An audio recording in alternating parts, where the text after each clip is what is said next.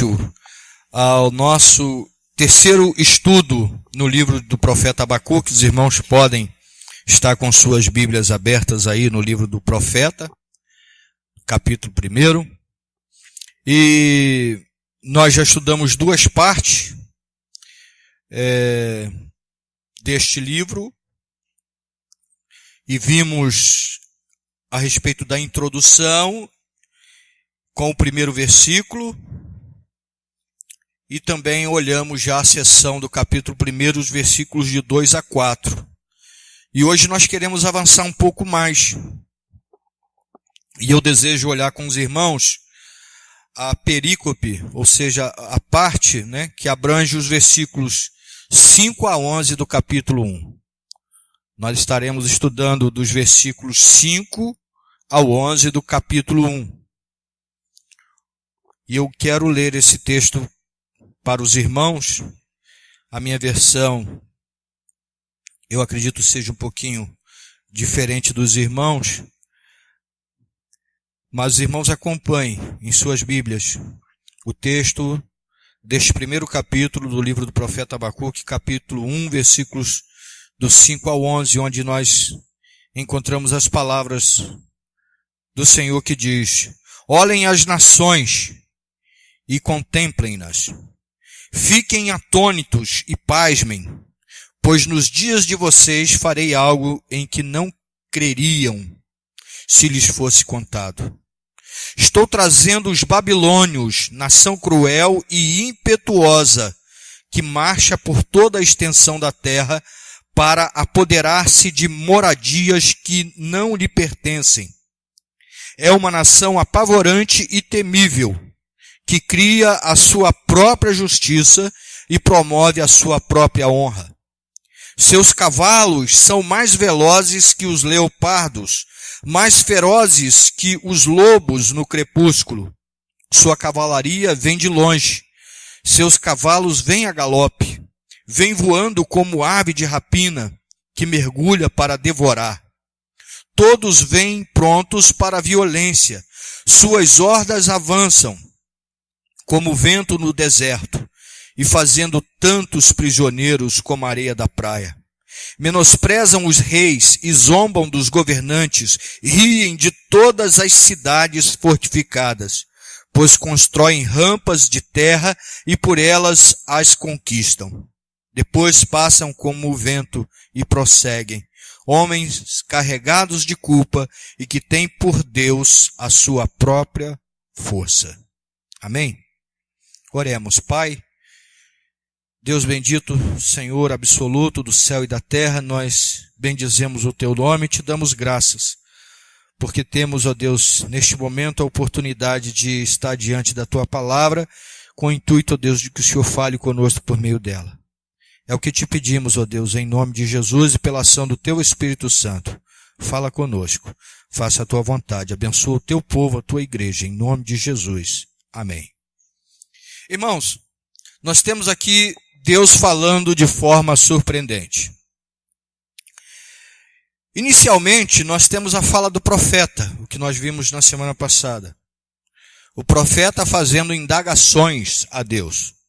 Dos versículos 2 ao 4, nós encontramos a queixa do profeta. O profeta se queixando diante do Senhor. Pelo que ele via, pelo que ele vivia e pelo fato de Deus não agir. Deus estava em silêncio. Agora Deus responde à oração do profeta. E a resposta de Deus, ela é muito surpreendente. Não é propriamente o que o profeta esperava ouvir. Deus responde de uma maneira que parece que piora a situação do profeta. Antes, porém, como eu tenho falado nos estudos anteriores, nós iremos sempre trazer algumas informações que eu julgo ser importante para a nossa melhor compreensão do livro. São informações, irmãos, que elas são necessárias. Hoje eu estava assistindo com a Marta uma mensagem de um pregador muito conhecido na internet. Posso até dizer, até recomendo os irmãos, o pastor Augusto Nicodemos Lopes, e ele nas suas mensagens também, ele faz algumas colocações, geralmente, a fim de esclarecer o assunto o qual está sendo desenvolvido. E a Marta falou assim, essa parte é bem ruinzinha, né? Porque são informações e é um pouco monótono, muitas das vezes. Não é o caso lá do pastor, né? O pastor Augusto nunca é monótono, né? Mas essas partes, irmãos, elas são importantes. E eu gostaria de trazer algumas informações para nós hoje, dando continuidade às outras, às demais que já trouxe anteriormente. Primeiro, irmãos, dizer que Abacuque é o último profeta enviado a Judá antes de cair no cativeiro babilônico. Antes de Judá ser levada por Babilônia para o cativeiro, o último profeta a tratar com o povo, enviado por Deus para o povo, foi o profeta Abacuque. Outra questão, irmãos, que é importante da gente trazer e pensar, é que o livro do profeta Abacuque, ele não esconde o problema do mal. Esse é um fator importante da gente pensar. Como nós falamos na nossa palavra inicial, não no sermão, mas quando da distribuição aí do material para a nossa escola bíblica, parece-me que nós estamos vivendo dias em que não se fala mais completamente a mensagem bíblica. E a Bíblia fala muito a respeito do poder do mal. A Bíblia fala, irmãos, sobre o problema do mal, que é algo que incomoda o ser humano desde a antiguidade, desde a criação, né? Então o livro do profeta, ele não esconde essa questão, né, do problema do mal. Outra coisa, irmãos, na verdade são 4 informações. A terceira é que havia naquela época uma teologia popular que não cria ser possível a destruição de Jerusalém, ou seja, uma teologia triunfalista existente já naqueles tempos. Naquela época, né, naquele período da história, eles acreditavam o seguinte, que Deus não iria permitir a destruição de Jerusalém. Jerusalém não podia ser destruída. Jerusalém não poderia ser atacada. Os inimigos não poderiam prevalecer contra Jerusalém. Eles achavam que por eles serem o povo de Deus, o povo escolhido de Deus, ninguém poderia tocar neles. Deus não permitiria. Eles acreditavam assim, eles tinham essa teologia. E outra coisa, irmãos, a ser esclarecida, é que os caldeus são os mesmos babilônios, né? Trata-se de uma só nação. Porque isso pode causar confusão quando você está lendo, né? Porque uma hora se refere aos caldeus, outra hora se refere aos babilônios. Há versões que, né, fazem isso, há versões que falam só de babilônios, há versões que falam só dos caldeus. É a mesma nação, é o mesmo povo, é um só povo, tá bom, irmãos? Caldeus e babilônios são apenas uma mesma nação. Bem, irmãos, com isso em mente, nós queremos então atentar para estes versículos e ver o que nós temos a aprender hoje com os versículos que acabamos de ler, dos versículos 5 ao 11 desse primeiro capítulo. E nós, irmãos, podemos ver nessa palavra do Senhor que é surpreendente, a resposta de Deus surpreendente ao profeta, que Deus havia estado em silêncio e o profeta havia se queixado. E agora Deus traz uma resposta, porém a resposta de Deus não era o que o profeta estava esperando. Deus traz uma resposta que o profeta fica numa condição de surpresa. O profeta fica surpreendido com aquilo que Deus fala para ele. O reverendo, o pastor Hernandes Dias Lopes, em seu comentário sobre este livro, ele abre esta sessão com as seguintes palavras. Abacuque estava perplexo com o que via na terra. Agora está perturbado com o que ouve do céu. Ou seja, ele já estava indignado com o que ele via, com o que estava acontecendo à sua volta.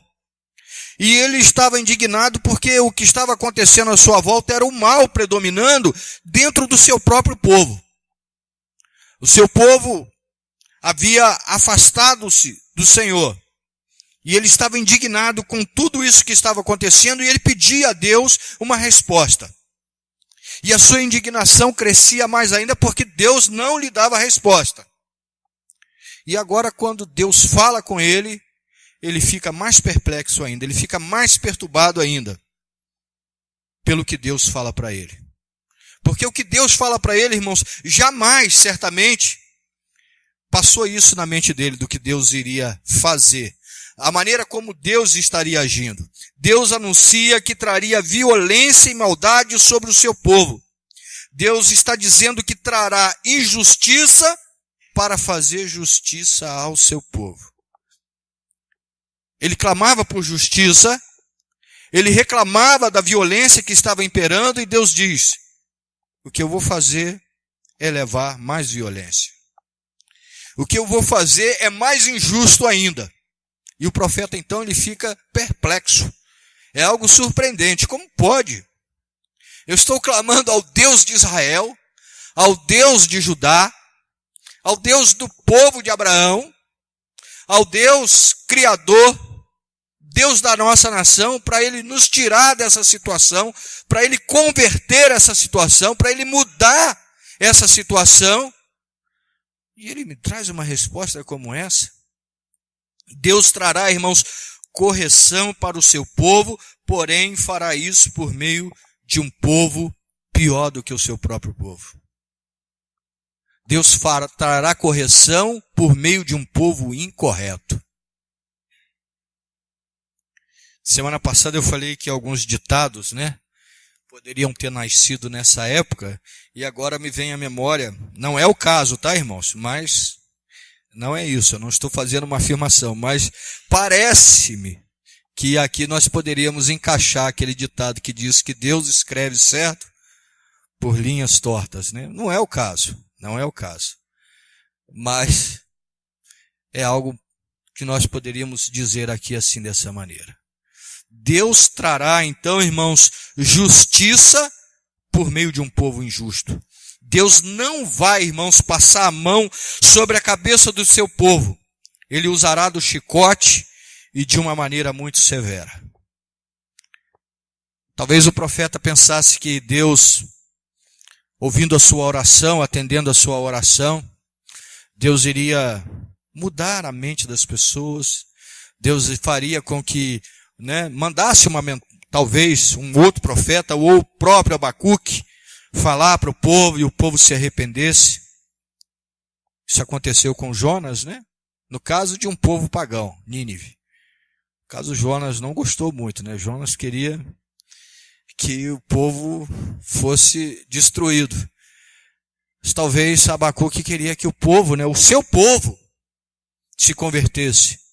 E talvez ele pudesse pensar: o Senhor vai fazer algo para que isso aconteça. Deus vai abençoar a todos. O quadro vai mudar. Eu vou continuar orando. E aí Deus diz que não. Deus diz que não vai passar a mão sobre a cabeça do seu povo.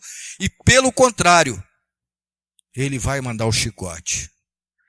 E esse chicote, irmãos, será algo que vai atingir o povo de forma muito severa. Um outro pastor, também falando sobre esse livro, o pastor Heber Campos, diz que Deus pratica aqui a lei de retribuição, conforme o registro de Êxodo 21, 24 e 25, que nós sabemos que diz: olho por olho, dente por dente, mão por mão, pé por pé, queimadura por queimadura, ferida por ferida, contusão por contusão. Ou seja, Deus vai agir com o seu povo, dando-lhe a retribuição do que o povo estava fazendo.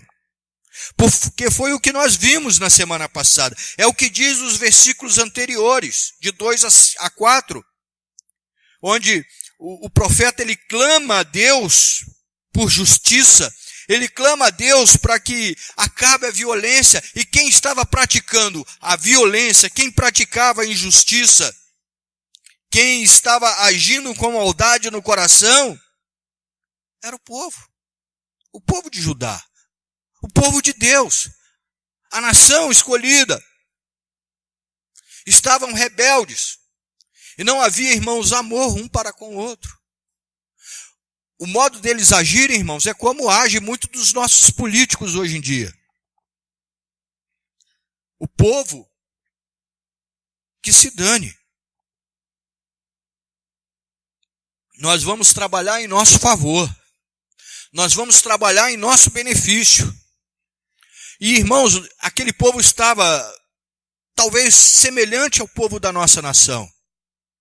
Nós estamos vivendo, irmãos, dias bem difíceis, onde todo mundo quer se dar bem.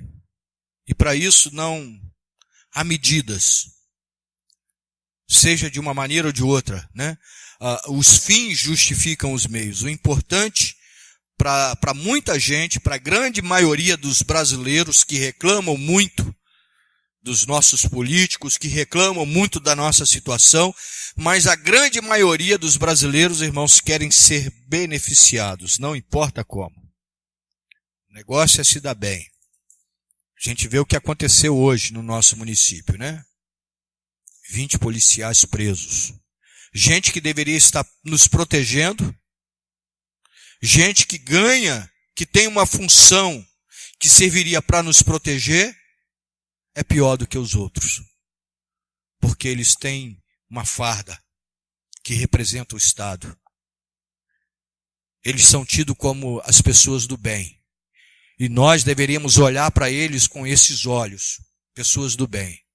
Mas na verdade eles estão contribuindo para o mal.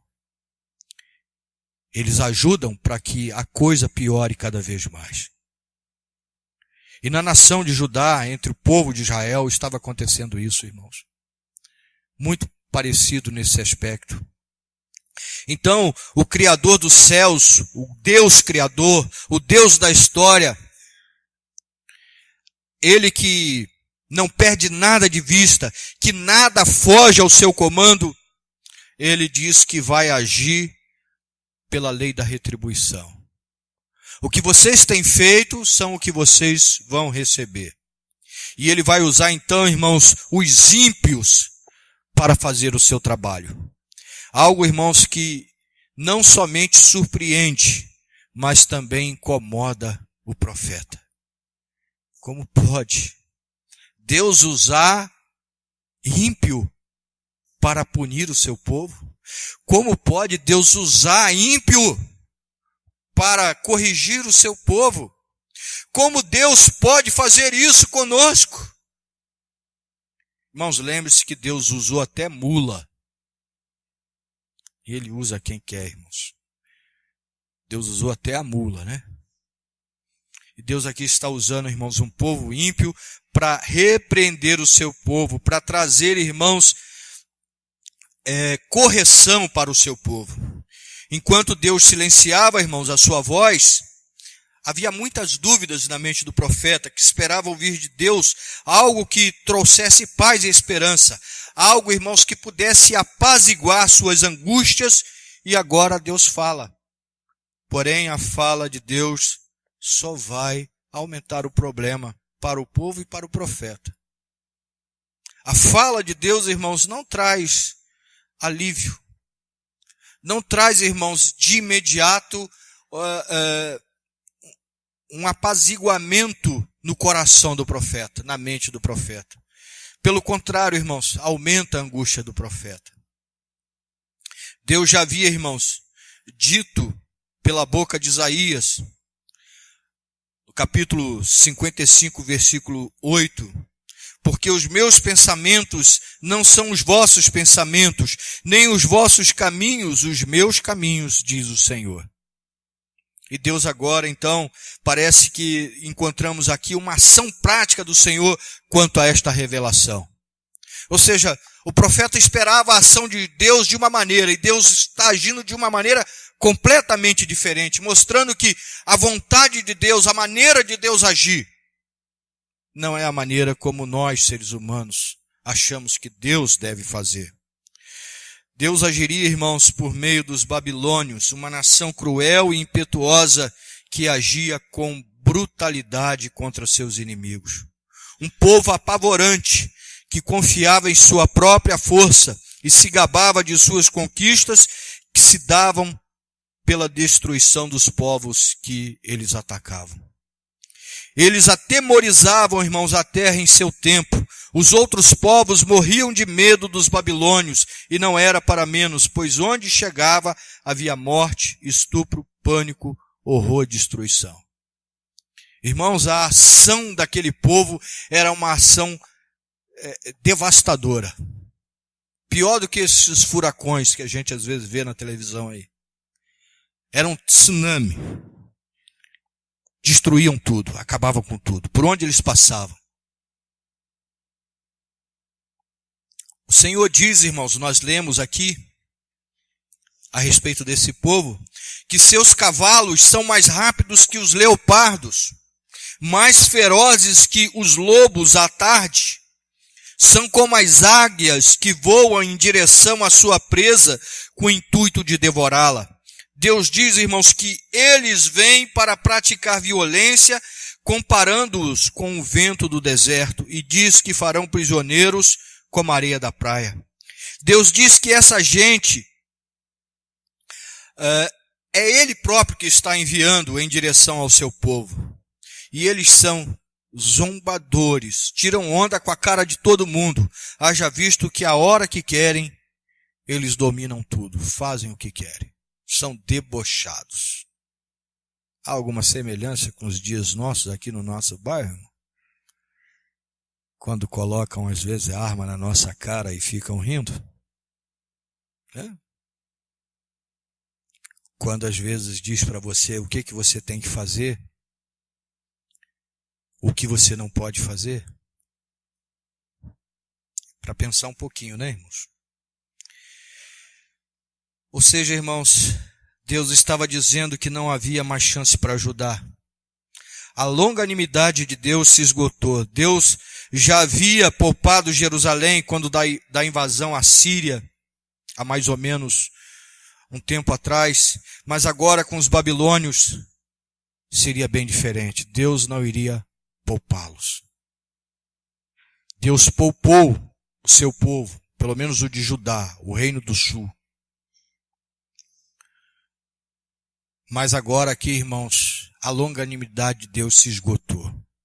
Deus deu chances para eles se converterem, para eles mudarem de atitude, e eles não mudaram. Eles permaneceram, irmãos, com cabeça dura dos mesmos pecados, nas mesmas práticas pecaminosas. Então diz que agora o que estava para acontecer, aconteceria sem escapatória. Porque assim como os leopardos que atacam impetuosamente sua presa, Judá seria atacada pelos babilônios, que eram sedentos por sangue. Não havia como escapar, irmãos, de um inimigo tão ágil e forte. Os irmãos já viram como o leopardo ataca? Hoje em dia, passa muito documentário, a respeito do mundo animal. E o leopardo, irmãos, ele não é o animal mais veloz. Mas quando ele dispara em direção a uma presa, ele é mais rápido que uma Ferrari, eu acho. Em frações de segundo, ele chega a uma velocidade muito alta. E tadinho do animal que ele está perseguindo. É quase impossível esse animal escapar. E ele ataca, irmãos, e ele destrói. Ele pega a sua presa e ele mata. Ele destrói. A comparação que Deus faz é essa. Como um leopardo. Ou seja, não existe muita chance de escapar, ou chance nenhuma para se escapar. Deus diz que como lobos que saem à tarde para caçar, assim Babilônia atacaria Judá, que estava cercada sem nenhuma chance de fugir. Os lobos, os irmãos vendo esses programas, percebem esses documentários, que os lobos geralmente atacam em grupos. E eles cercam a sua vítima, a sua presa. Jerusalém estava cercada, irmãos. Os babilônios cercaram Jerusalém. E Deus diz, olha, agora o que eles vão fazer é invadir. Não há como escapar. A Babilônia, irmãos, diz Deus ainda, viria como uma águia que se lança por cima de sua presa, sem misericórdia e a devora. Como escapar, irmãos? Ou seja, Deus está dizendo para o seu povo que o que estava para acontecer não tinha como escapar. Judá não tinha nenhuma chance. O decreto divino havia sido lançado e eles seriam então destruídos. Judá seria tratada, irmãos, como qualquer outro povo da terra. Seriam vingados por uma nação idólatra. Deus não iria agora socorrê-los. Deus está dizendo claramente para eles, olha, o que está por acontecer, vai acontecer. O profeta havia clamado, o profeta havia pedido socorro, mas Deus está dizendo para o profeta, dessa vez não. Pelo contrário, dessa vez eu vou enviar destruição e não livramento. Eu estou enviando para vocês a destruição. Irmãos, a ideia de que Deus não permitiria a destruição do seu povo estava caindo por terra. Lembra-se que eu falei no início da teologia que eles tinham que Jerusalém não poderia ser destruída? Deus estava dizendo para eles o contrário. Deus estava dizendo, essa teologia criada por vocês é falsa. Essa argumentação que vocês criaram é falsa. Não tem base em mim. Não tem base nos meus ensinamentos. Jerusalém vai cair. Jerusalém será destruída. Jerusalém será invadida e será levada cativa. Os babilônios, irmãos, Deus diz, eles seriam, irmãos, como o vento destruidor do deserto. Um vento, irmão, seco que destruía por completo as lavouras, queimando a plantação. Deus diz isso para o seu povo. Os babilônios viriam, irmãos, de uma forma cruel, violenta, destruidora. E o número, irmãos, imenso como a areia do mar, seria levado cativo para longe de sua terra, costumes, religião e cultura. Muitos seriam levados. A maioria deles seriam levados, irmãos, para um lugar, irmãos, completamente distante. Os muros de Jerusalém não seriam páreo, irmãos, para as estratégias dos babilônios, que construíam rampas de terra para escalá-los e invadir a santa cidade. Os babilônios eram astutos. Diz aí alguns textos, né, em algumas versões, que eles construíam um monturo, né? Ou seja, irmãos, eles ficavam próximo à cidade, eles vinham seus exércitos e eles iam carregando areia, iam empilhando areia na beira do muro, o muro era alto, mas eles iam construindo uma rampa. Eles iam fazendo uma rampa de terra. Certamente ficavam outros, né, com flechas, vigiando aquela área para que nenhum soldado chegasse ali, e eles iam construindo uma rampa até que subiam, chegavam em cima do muro, matavam e destruíam, e invadiam a cidade. Deus disse que eles iam fazer isso com facilidade. E Deus anuncia então, irmãos, o caos ao invés de livramento. E isso, irmãos, é muito surpreendente. Porque o povo estava sempre lembrando de um Deus que livra, um Deus que liberta, um Deus que salva, um Deus que está junto do seu povo para dar livramento ao seu povo. Mas a resposta de Deus para o seu povo agora é o seguinte: eu estou enviando a Babilônia. Eu estou enviando a destruição. Eu estou enviando o caos para você. É Deus que está dizendo isso. O próprio Deus está dizendo isso para o seu povo. E eles não tinham essa perspectiva, irmãos. Eles não achavam, ou melhor, eles achavam que Deus jamais falaria isso. Que Deus jamais agiria dessa maneira. E assim, irmãos, muitas das coisas, muitas das vezes, somos nós hoje. Parece que essa ideia antiga de uma teologia triunfalista invadiu em muitos casos o meio evangélico. Parece que a ideologia ou a ideia, não sei, do comigo ninguém pode, né? Comigo ninguém pode, porque Deus é comigo.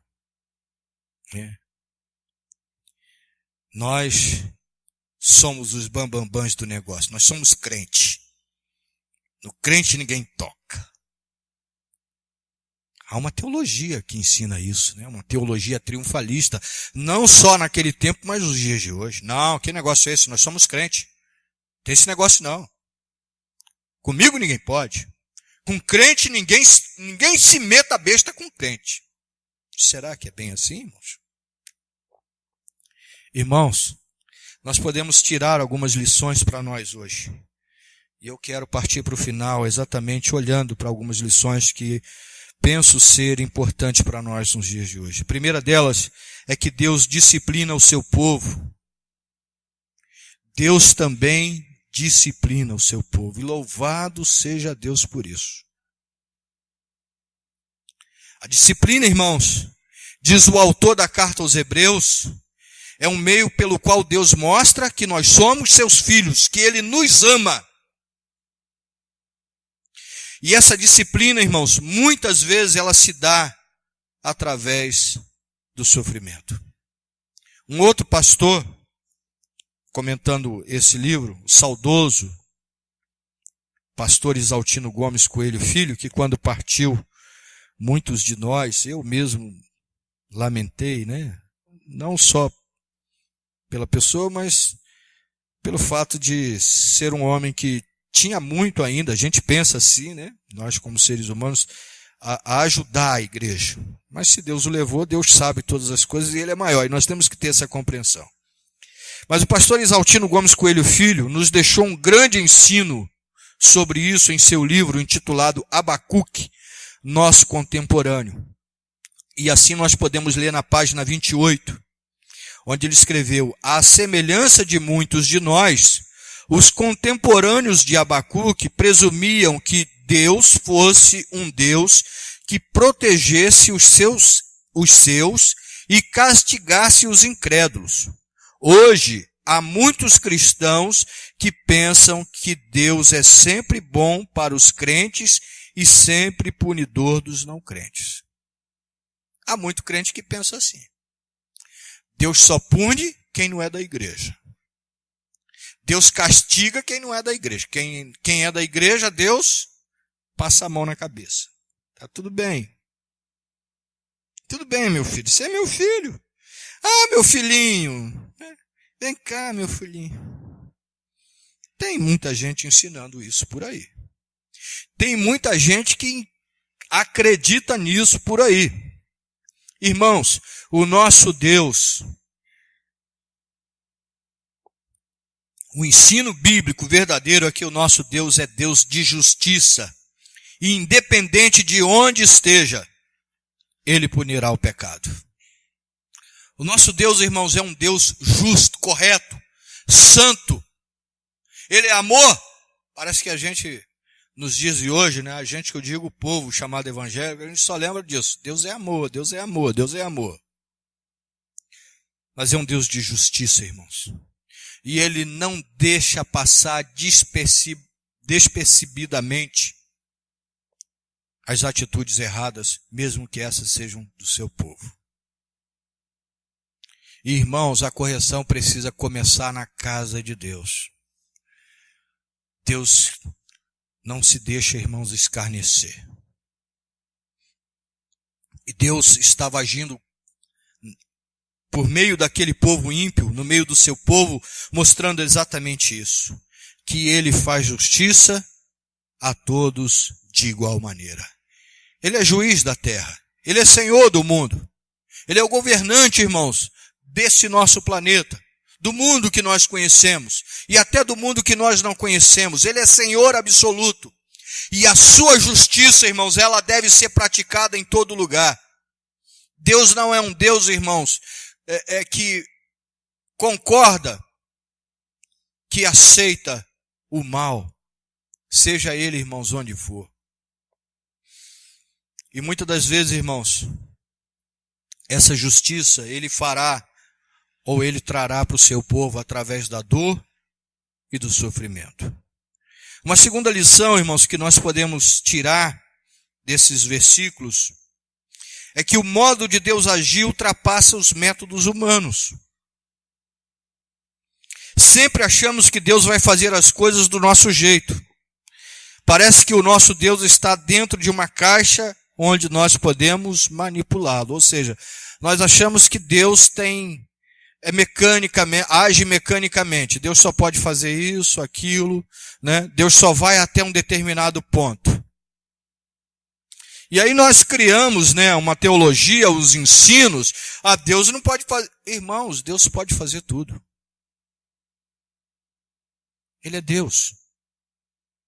Lógico, irmãos, que nós temos a sua palavra, onde ele diz todas as coisas, mas ele é maior do que sua palavra. Só tem um que é maior que a palavra. É o próprio Deus. Deus é maior do que a sua palavra. Ele pode passar por cima da sua palavra, porque a palavra é dele. Nós não podemos. Mas até nisso, irmãos, nós precisamos pensar. Ele pode passar por cima dessa palavra, porque a palavra é dele. Não estou dizendo que ele mude a palavra dele. Não estou fazendo essa afirmação aqui.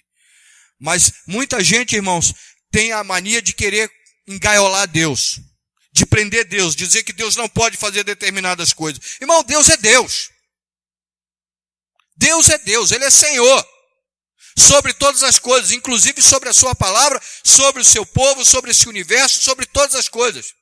Porque todas as coisas, irmãos, vieram a existir por meio dele. Então, se ele quisesse, irmãos, não estou dizendo aqui que ele o fará, mas se ele quisesse acabar com tudo e começar tudo de novo, inclusive a sua própria palavra, ele poderia fazer. Sem dar nenhuma satisfação a nós, irmãos. Deus não deve satisfação nem a mim, nem a você, nem a ninguém. Deus não deve satisfação. Ele até por misericórdia nos dá muitas das vezes satisfação. Mas é o seu amor, a sua graça, a sua misericórdia que leva ele a fazer isso conosco. Mas ele não deve satisfação. Nós não temos, irmãos, que tentar imprensar Deus contra a parede, achando que Deus tem que fazer as coisas do nosso modo. Da maneira como nós compreendemos. O profeta estava clamando ao Senhor, pensando que Deus poderia fazer algo inacreditável em favor do seu povo, sem haver sofrimento para o seu povo. E o que Deus faz? Aumenta a dor. Deus aumenta o sofrimento. Já estava ruim? Vai piorar, filho. O que estava ruim pode ficar pior. Foi o Tiririca que disse, né? Profeta Tiririca, né? Mas o profeta errou, né? O que é pior, não, pior do que tá, não fica, né? Foi o que ele falou. Coitado, errou feio, né? Errou muito feio, né? Tá muito pior, né, irmãos, do que quando houve aquelas eleições, quando ele foi eleito. Irmãos, a história registrada na própria Bíblia nos mostra que Deus é livre para fazer o que quer através de quem Ele bem quiser. Em Isaías 44, 28, Deus chama Ciro, o rei da Pérsia. Ou seja, irmãos, um rei ímpio, de uma nação ímpia. Deus diz que Ciro era quê? Dele, o que dele? Meu pastor. Olha só o que está escrito em Isaías 44, 28. Que digo de Ciro, palavras do Senhor por meio do profeta. É meu pastor. Deus está dizendo sobre Ciro, é meu pastor. E cumprirá tudo o que me apraz, dizendo também a Jerusalém, tu serás edificada e ao templo tu serás fundado. Foi Ciro que depois decretou a deportação do povo. Porque Deus usou ele para que o povo voltasse do cativeiro. Foi pelas mãos de Ciro, mas na verdade foi a mão de Deus usando a mão de Ciro, né, para aquele decreto. Em Isaías 45, 1, irmãos, o próprio Ciro é chamado pelo Senhor de meu ungido. Espera aí, não eram os reis de Israel que eram os ungidos do Senhor? Como é que agora um rei lá de fora, um ímpio, É chamado pelo próprio Deus de ser ungido. O versículo 1 do capítulo 45 do profeta Isaías diz: assim diz o Senhor ao seu ungido, a Ciro, a quem tomo pela mão direita, para abater as nações diante de sua face e descingir os lombos dos reis, para abrir diante dele as portas, e as portas não se fecharão. Irmãos, Deus usa quem quer. Quem está no comando é Deus. A história, irmãos, da humanidade, ela é comandada por Deus. No livro de Jeremias, capítulo 25, versículo 9, Deus chama Nabucodonosor de seu servo. Diz assim: eis que eu enviarei e tomarei a todas as famílias do norte, diz o Senhor, como também a Nabucodonosor, rei de Babilônia, meu servo, e os trarei sobre esta terra e sobre os seus moradores e sobre todas estas nações em redor, e os destruirei totalmente, e farei que sejam objeto de espanto e de assobio e de perpétuas desolações. Irmãos, o modo de Deus agir ultrapassa a nossa maneira de querer ou de achar que Deus pode agir. Deus vai agir, Deus só pode agir assim. Deus só pode agir desse jeito. A maneira de Deus agir é essa. E muitos pegam até versículos, isolados da Bíblia, muitas das vezes para enganar o povo, para dizer que Deus só pode agir de uma determinada maneira.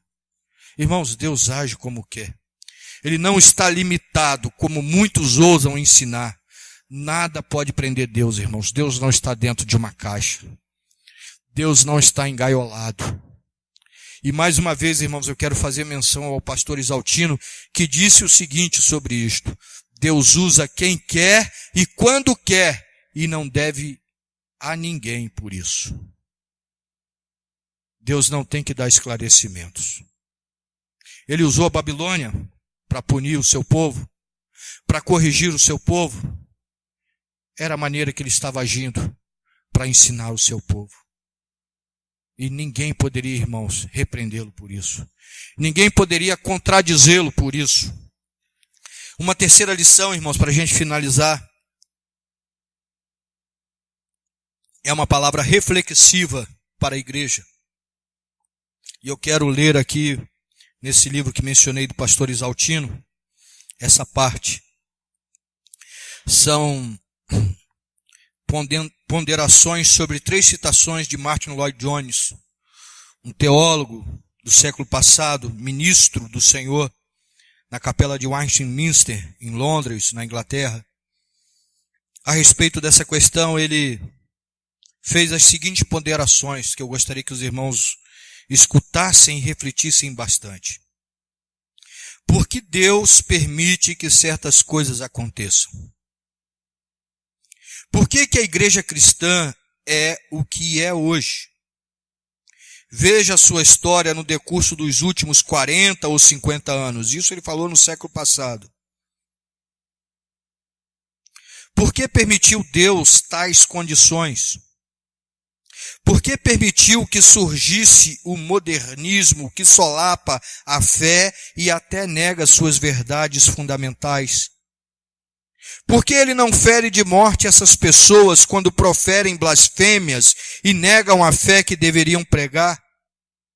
Por que permite ele que se façam tantas coisas erradas, até mesmo em seu nome?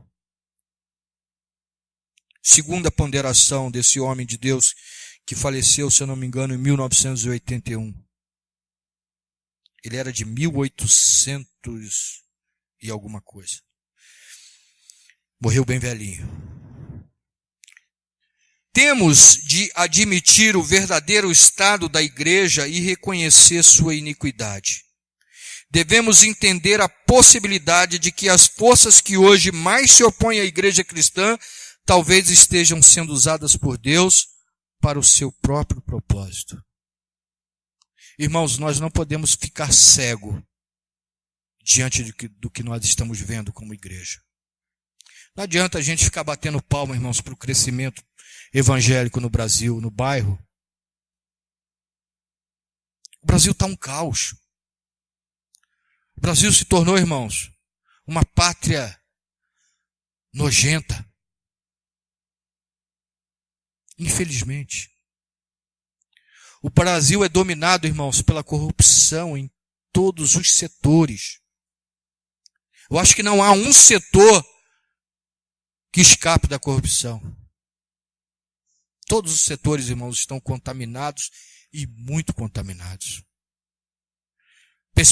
Na perspectiva humana, não há esperança. Você tem esperança? Alguém que tenha esperança aqui? Eu não quero fazer menção, mas tem muita gente falando, né, de candidatos, possíveis candidatos à presidência do Brasil, alguns militares. Um militar, né, na verdade. Ele é ficha limpa. Graças a Deus que ele seja ficha limpa. Que bom! Mas será que ele vai resolver o nosso problema?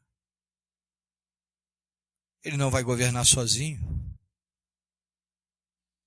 Irmãos, pela perspectiva humana, não há esperança para a nossa nação. Porque a nação está corrompida, dominada. Mas, irmãos, a igreja está na mesma condição. Porque a gente vê homens que estão lá na televisão, lá do lado do Temer, dizendo que o Temer é um homem de Deus. Que o Temer foi colocado lá por Deus é uma coisa. Eu acredito. Agora, que ele seja homem de Deus para essa nação, como muitos estão lá falando isso com ele, isso aí, irmãos, é público e notório. Gente que vem para a televisão, que tem programa em televisão. Gente famosa. Gente, irmãos, no meio evangélico que teria uma oportunidade muito grande de influenciar o povo de Deus. Vai para lá fazer isso. Gente, irmãos, que se envolve com um monte de político corrupto. E depois fica nervosinho em rádio, em televisão, gritando, berrando. Mentiroso também. Enganador também.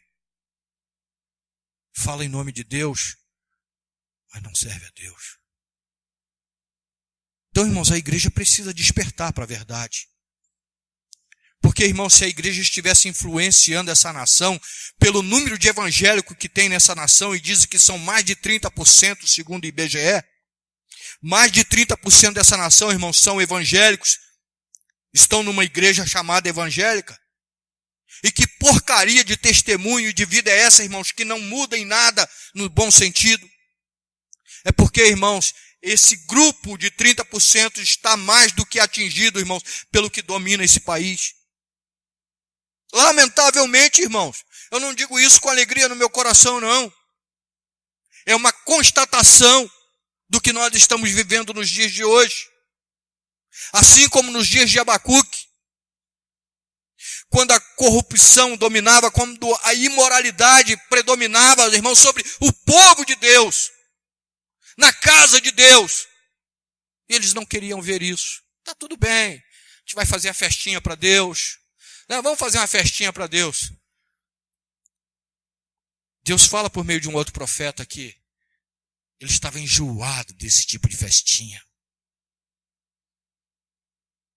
Deus estava enojado com essas festinhas que eram oferecidas a ele. E o que nós vemos hoje, irmãos, é a igreja evangélica fazendo festa toda hora. Nós festejamos muito. Mas é só carnalidade, na maioria das vezes. Porque na vida diária, irmãos, falta a presença de Deus. Falta o temor a Deus. Falta a obediência a Deus. Isso é muito sério, irmãos. E a terceira e última ponderação do Dr. Martin Lloyd-Jones diz: tenha a igreja cristã compreendido que sua presente condição e muito do seu sofrimento podem ser o castigo do Senhor pela infidelidade e apostasia em que ela tem caído com frequência? Durante um século, a igreja, falando em sentido geral, vem negando o sobrenatural e o miraculoso, pondo em dúvida a própria divindade de Cristo e exaltando a filosofia sobre a revelação. Tem a igreja, portanto, motivos para se queixar se passa por momentos difíceis? Tem se humilhado ela com pano de saco e com cinzas? Tem ela reconhecido e confessado seus pecados? Tem o mundo como um todo qualquer direito de se queixar? A despeito dos juízos de Deus sobre nós, tem havido um comportamento de humildade? Há espírito de arrependimento? Se há, onde está ele? Irmãos, a maioria dos evangélicos são arrogantes. Acham que são melhores do que os que estão lá fora.